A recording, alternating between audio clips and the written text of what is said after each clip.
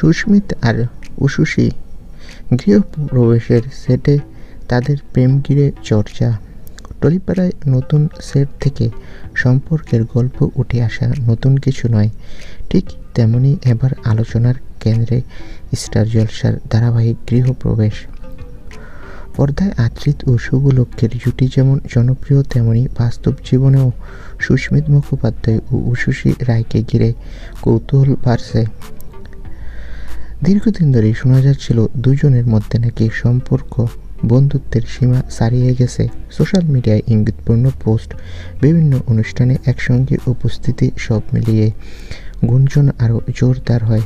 দর্শকদের একাংশের মতে তাদের স্বাভাবিক বোঝাপড়া ও সাবলীল উপস্থিতি এই আলোচনাকে উস্কে দিয়েছে। তবে আরও একটা বড় কারণ রয়েছে। সম্প্রতি এক ক্রিসমাস উদযাপনে তাদের একসাথে দেখা যাওয়ায় নতুন করে শুরু হয়েছে আলোচনা।